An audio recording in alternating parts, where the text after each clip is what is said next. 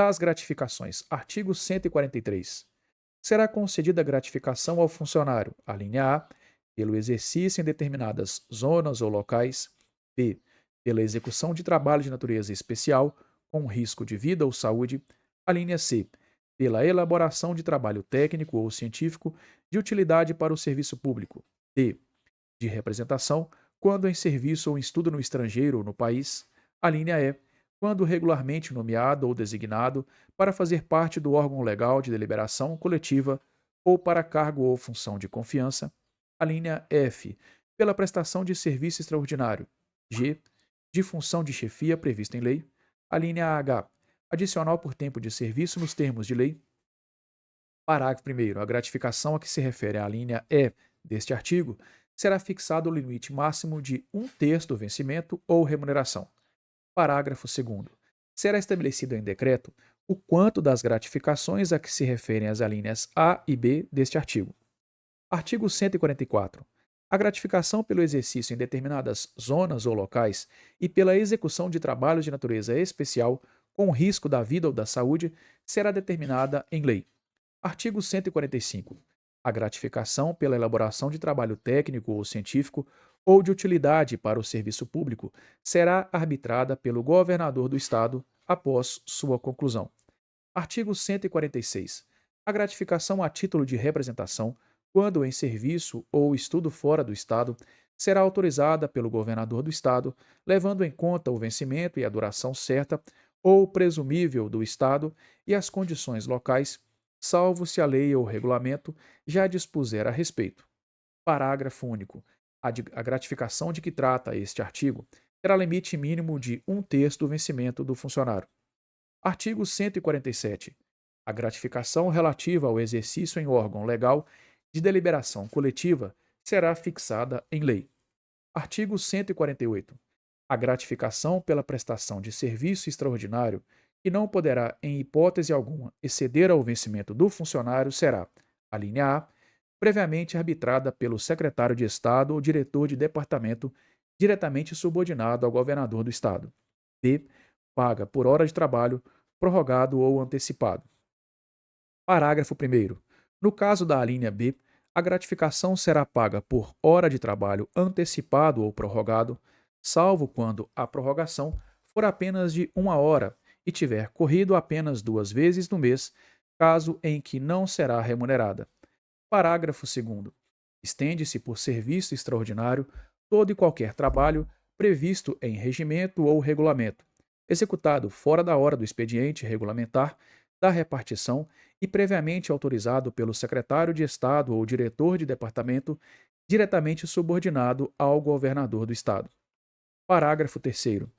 O pagamento de que trata este artigo será efetuado mediante folha especial previamente aprovada pela autoridade a que se refere o parágrafo anterior e publicado no órgão oficial, da qual constem o nome do funcionário, cargo, o vencimento mensal e o número de horas de serviço extraordinário, a gratificação arbitrada, se for o caso, e a importância total de despesa.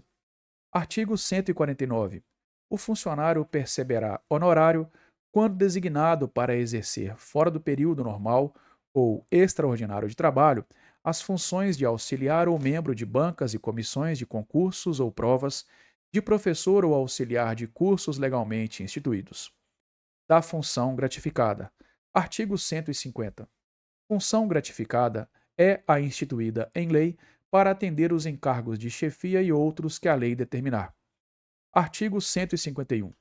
Não perderá a gratificação o funcionário que deixar de comparecer ao serviço em virtude de férias, luto, casamento, doença comprovada, serviços obrigatórios por lei. Das férias, artigo 152. O funcionário gozará obrigatoriamente por ano 25 dias úteis, férias observada a escala que for organizada de acordo com a conveniência do serviço, não sendo permitida a acumulação de férias. Aqui nós temos uma diferença muito grande com relação à CLT e até outros estatutos. Em Minas Gerais, o prazo de férias não é 30 dias, mas sim 25 dias úteis. Na prática, ele acaba até passando de 30 dias, porque não vai contar sábado, domingo e feriado. Então, é um ponto muito bacana aqui, e inclusive pode ser cobrado em prova, tá? 25 dias úteis e não 30 dias corridos, como acontece normalmente. Parágrafo 1º. Na elaboração da escala, não será permitido que entrem em gozo de férias, em um só mês, mais de um terço de funcionários de uma seção ou serviço. Parágrafo 2º. É proibido levar à conta de férias qualquer falta ao trabalho. Parágrafo 3º. Ingressando no serviço público estadual, somente depois do 11º mês de exercício poderá o funcionário gozar férias. Artigo 153. Durante as férias, o funcionário terá direito ao vencimento ou remuneração e a todas as vantagens, como se estivesse em exercício, exceto a gratificação por serviço extraordinário. Artigo 154. O funcionário promovido, transferido ou removido, quando em gozo de férias, não será obrigado a apresentar-se antes de terminá-las. Artigo 155. É facultado ao funcionário gozar férias onde lhe convier, cumprindo-lhe, entretanto, antes do seu início, comunicar o seu endereço eventual ao chefe da repartição ou serviço a que estiver subordinado. Das férias prêmio. Artigo 156. O funcionário gozará férias-prêmio correspondente a decênio de efetivo exercício em cargos estaduais na base de 4 meses por decênio. Parágrafo 1º. As férias-prêmio serão concedidas com o vencimento ou remuneração e todas as demais vantagens do cargo, excetuadas somente as gratificações por serviços extraordinários e sem perda da contagem de tempo para todos os efeitos, como se estivesse em exercício. Parágrafo 2º. Para tal fim, não se computará o afastamento do exercício das funções por motivo de: alínea A, gala ou nojo até 8 dias cada afastamento; b. Férias anuais; c. Requisição de outras entidades públicas com afastamento autorizado pelo governador do Estado; d. Viagem de estudo, aperfeiçoamento ou representação fora da sede autorizada pelo governo do Estado; a linha E. Licença para tratamento de saúde até 180 dias; f. Júri e outros serviços obrigatórios por lei; a linha G. Exercício de funções de governo ou administração em qualquer parte do território estadual, por nomeação do governo do Estado. Parágrafo 3º. O servidor público terá automaticamente contado em dobro, para fins de aposentadoria e vantagens dela decorrentes, o tempo de férias-prêmio não gozadas. Artigo 157. O pedido de concessão de férias-prêmio deverá ser instruído com certidão de contagem de tempo fornecida pela repartição competente. Parágrafo único. Considera-se repartição competente para tal fim aquela que dispuser de elementos para certificar o tempo de serviço mediante fichas oficiais, cópias de folhas de pagamento ou registro de ponto. Das licenças, artigo 158.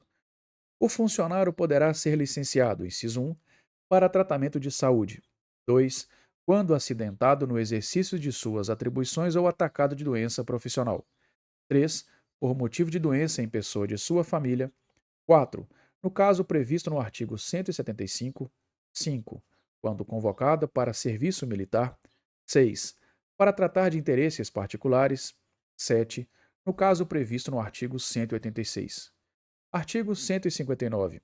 Aos funcionários interinos e aos em comissão não será concedida licença para tratar de interesses particulares.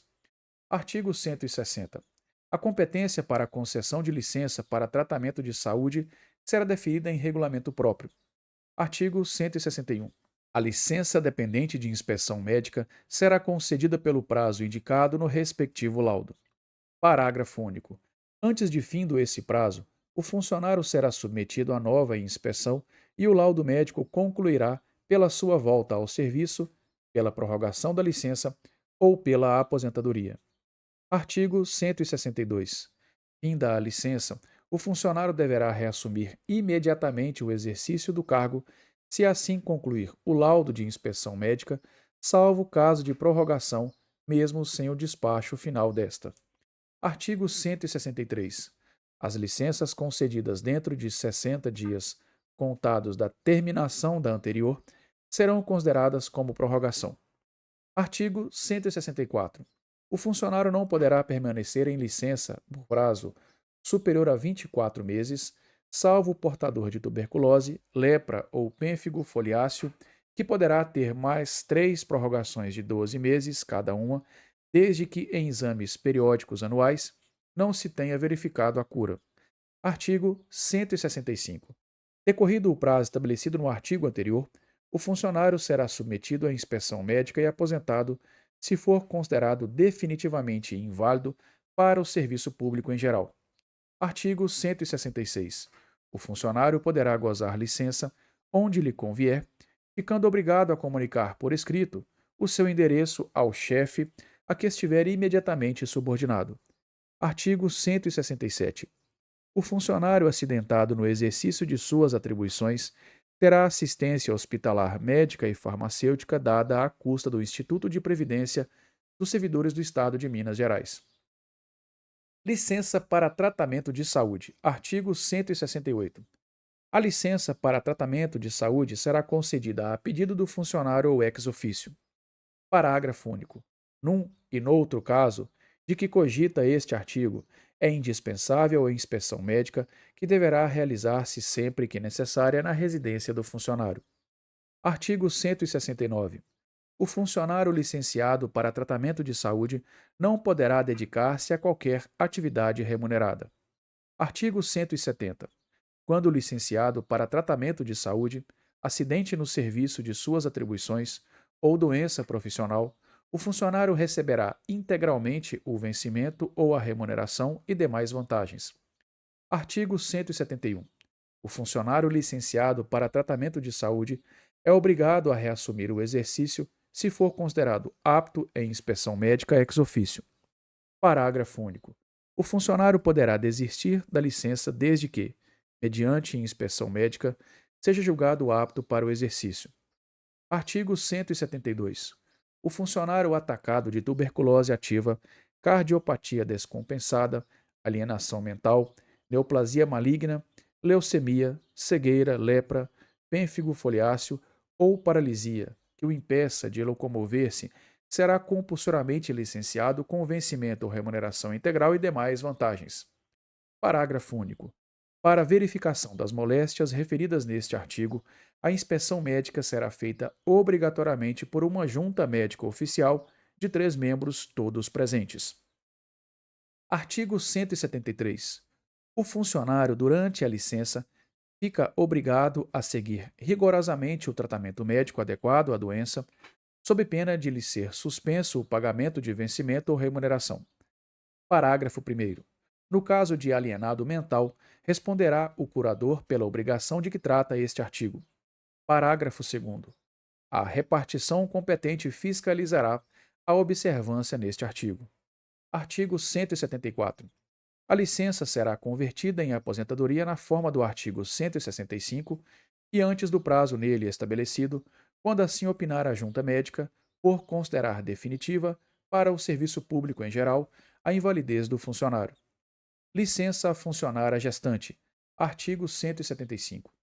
A funcionária gestante será concedida, mediante inspeção médica, licença por 3 meses, com vencimento ou remuneração e demais vantagens. Parágrafo 1º. A licença só poderá ser concedida para o período que compreenda, tanto quanto possível, os últimos 45 dias da gestação e o puerpério. Parágrafo 2º.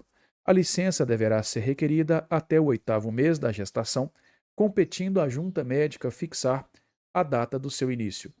Parágrafo 3º. O pedido encaminhado depois do 8º mês da gestação será prejudicado quanto à duração da licença, que se reduzirá dos dias correspondentes ao atraso na formulação do pedido. Parágrafo 4º. Se a criança nascer viva prematuramente antes que a funcionária tenha requerido a licença, o início desta será a partir da data do parto. Licença por motivo de doença em pessoa da família. Artigo 176. O funcionário poderá obter licença por motivo de doença na pessoa do pai, mãe, filhos ou cônjuge, desde que não esteja legalmente separado. Parágrafo 2º. Provar-se-á a doença mediante inspeção médica na forma prevista em lei para a licença de que trata o artigo. Licença para o serviço militar. Artigo 177. Ao funcionário que for convocado para o serviço militar e outros encargos de segurança nacional, será concedida licença com vencimento ou remuneração e demais vantagens, descontada mensalmente a importância que receber na qualidade de incorporado. Parágrafo 1º. A licença será concedida mediante comunicação do funcionário ao chefe da repartição ou do serviço, acompanhado de documento oficial de que prove a incorporação. Parágrafo 2º.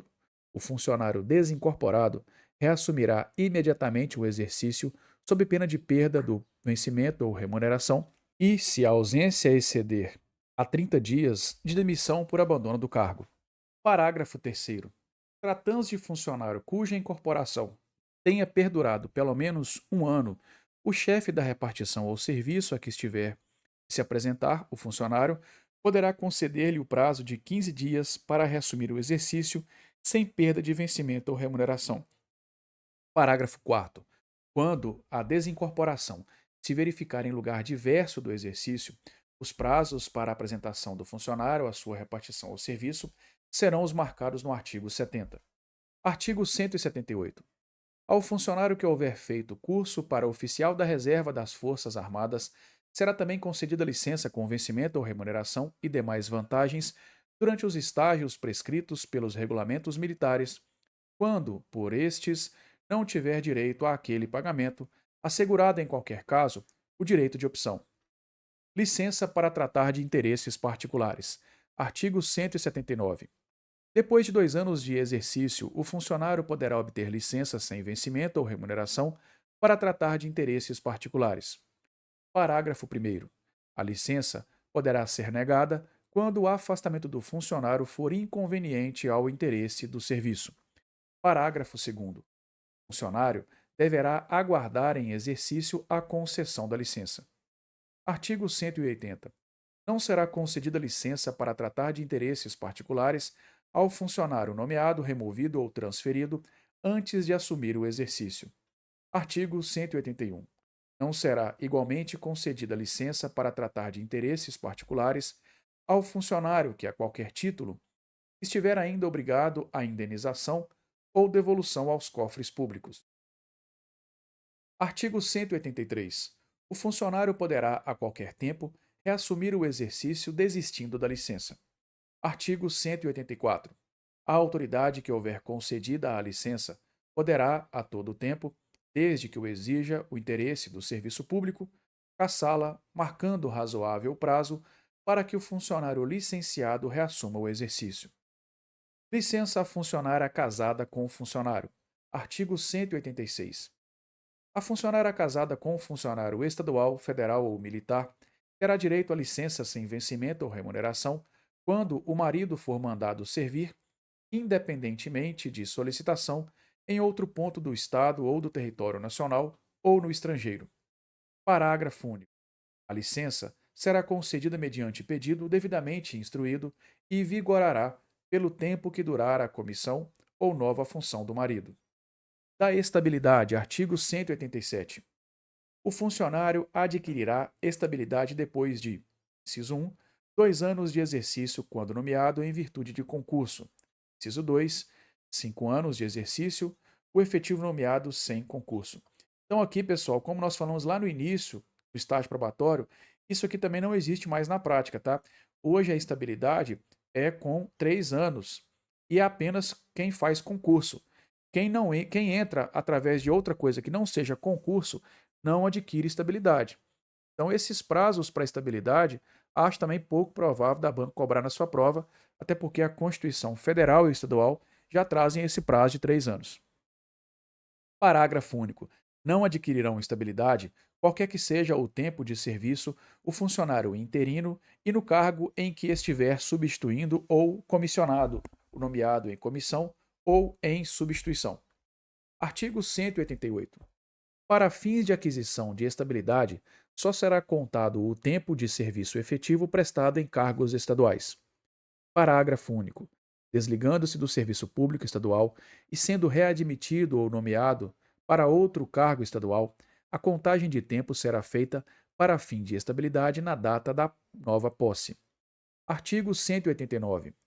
Os funcionários públicos perderão o cargo, inciso 1, quando vitalícios, somente em virtude de sentença judiciária. 2. Quando estáveis, no caso do número anterior, nos de extinguir o cargo ou no de serem demitidos mediante processo administrativo em que lhes tenha assegurada ampla defesa. Parágrafo único. A estabilidade não diz respeito ao cargo, ressalvando-se à administração o direito de readaptar o funcionário em outro cargo, removê-lo, transferi-lo ou transformar o cargo no interesse do serviço. Da disponibilidade, artigo 190. Então, falamos lá atrás do aproveitamento, que é o retorno do servidor em disponibilidade. A lei coloca a disponibilidade aqui, no artigo 190. Quando se extinguir o cargo, o funcionário estável ficará em disponibilidade remunerada com o vencimento ou remunerações integrais e demais vantagens, até o seu obrigatório aproveitamento em outro cargo de natureza, vencimentos ou remuneração compatíveis com o que ocupava. Do direito de petição, artigo 191. É assegurado ao funcionário o direito de requerer ou representar. Artigo 192. O requerimento será dirigido à autoridade competente para decidi-lo e encaminhado, por intermédio daquela a que estiver imediatamente subordinado o requerente. Artigo 193. O pedido de reconsideração será dirigido à autoridade que houver expedido o ato ou proferido a primeira decisão, não podendo ser renovado. Parágrafo único. O requerimento e o pedido de reconsideração, de que tratam os artigos anteriores, deverão ser despachados no prazo de 5 dias e decididos dentro de 30 improrrogáveis.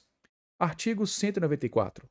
Caberá recurso, inciso 1, do indeferimento do pedido de reconsideração, 2, das decisões sobre os recursos sucessivamente interpostos. Parágrafo 1º. O recurso será dirigido à autoridade imediatamente superior a que tiver expedido o ato ou proferido a decisão, e sucessivamente em escala ascendente às demais autoridades.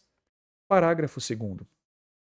No encaminhamento do recurso, observar-se-á o disposto na parte final do artigo 192. Artigo 195. Os pedidos de reconsideração e os recursos que não têm efeito suspensivo, os que forem providos, porém, darão lugar às retificações necessárias, retroagindo seus efeitos à data do ato impugnado, desde que outra solução jurídica não determine a autoridade quanto aos efeitos relativos ao passado. Artigo 196. O direito de pleitear na esfera administrativa prescreverá, em geral, nos mesmos prazos fixados para as ações próprias cabíveis no judiciário, quanto à espécie. Parágrafo único.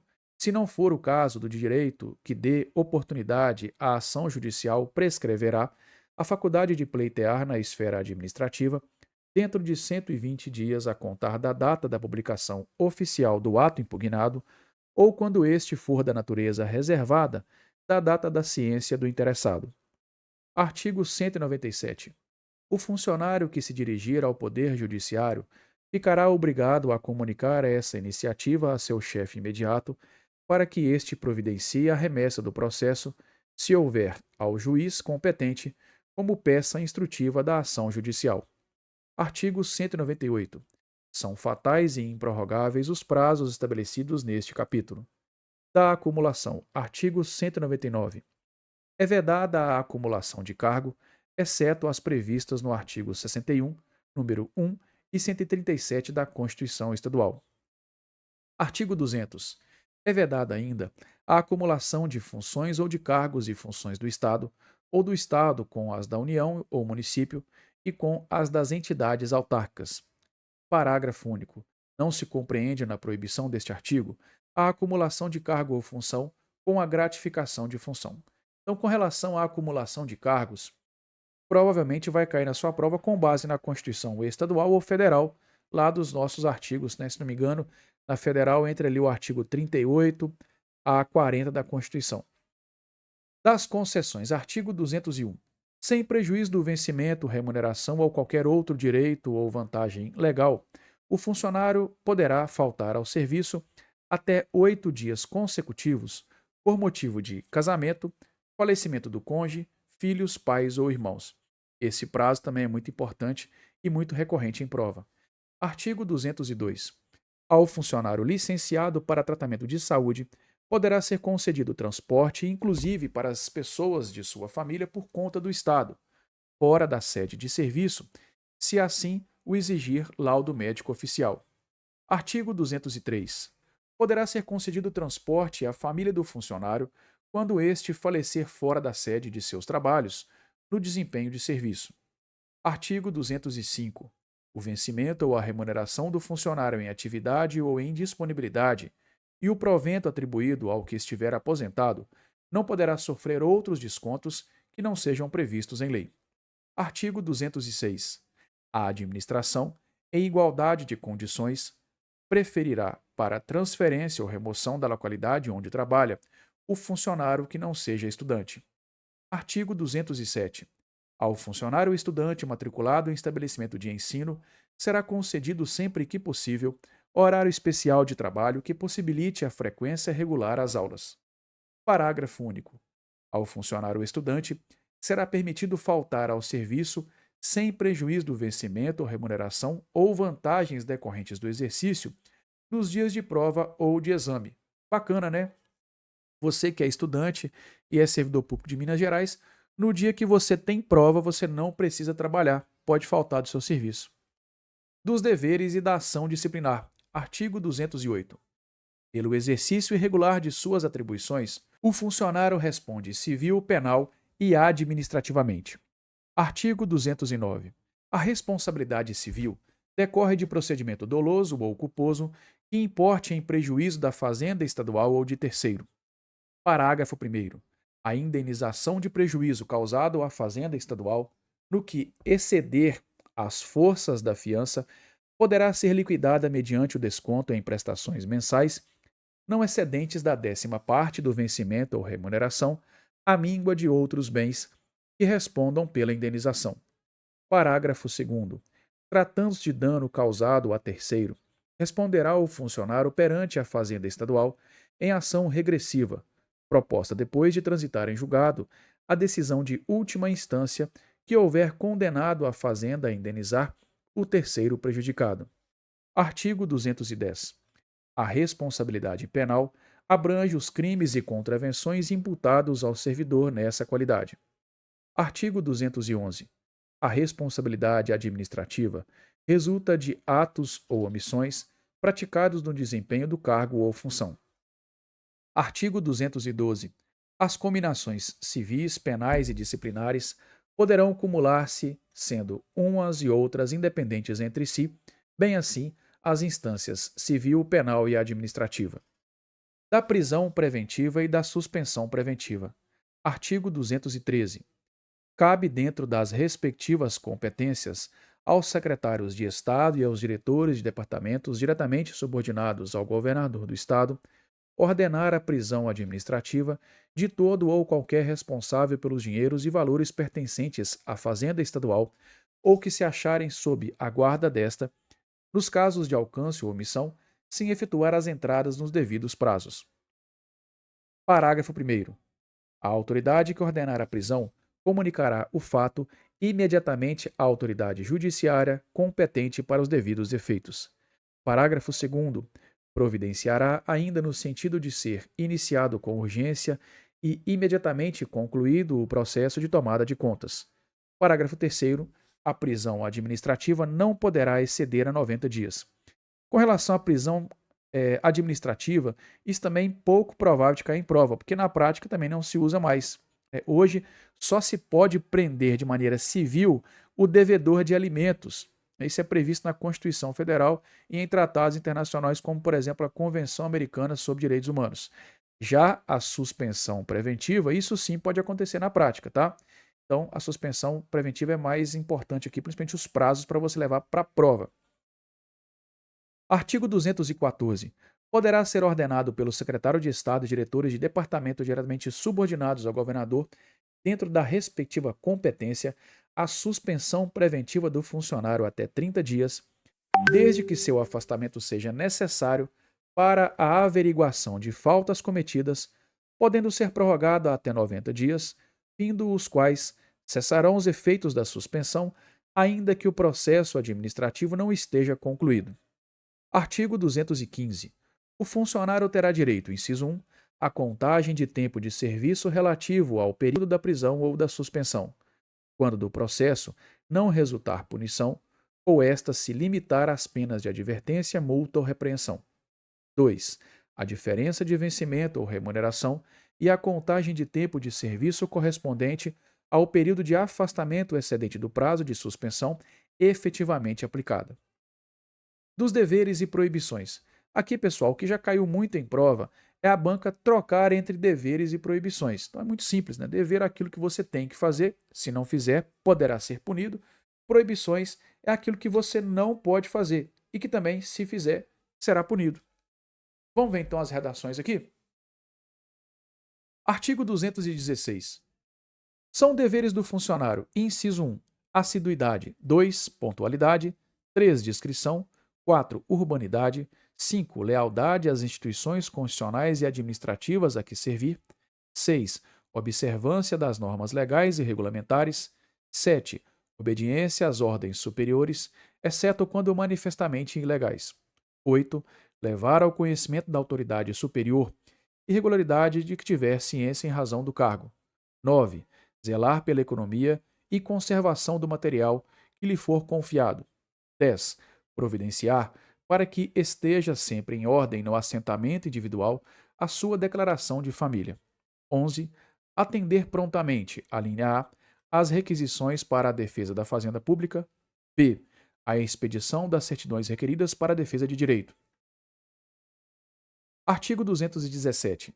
Ao funcionário é proibido: inciso 1, referir-se de modo depreciativo em informação, parecer ou despacho às autoridades e atos da administração pública, podendo, porém, em trabalho assinado, criticá-los do ponto de vista doutrinário ou da organização do serviço. 2, retirar sem prévia autorização da autoridade competente qualquer documento ou objeto da repartição. 3, promover manifestações de apreço ou desapreço e fazer circular ou subscrever lista de donativos no recinto da repartição. 4, valer-se do cargo para lograr proveito pessoal em detrimento da dignidade da função. 5, coagir ou aliciar subordinados com objetivos de natureza partidária. 6, participar da gerência ou administração de empresa comercial ou industrial, salvo os casos expressos em lei. 8, exercer comércio ou participar de sociedade comercial, exceto como acionista, cotista ou comandatário. 8, praticar a usura em qualquer de suas formas. 9, pleitear como procurador ou intermediário junto às repartições públicas, salvo quando se tratar de percepção de vencimentos e vantagens de parente até segundo grau. 10, receber propinas, comissões, presentes e vantagens de qualquer espécie em razão das atribuições. 11, contar à pessoa estranha à repartição, fora dos casos previstos em lei, o desempenho de encargo que lhe competir ou a seus subordinados. 12, agir de forma a configurar assédio moral nos termos da Lei Complementar 116 contra outro servidor público.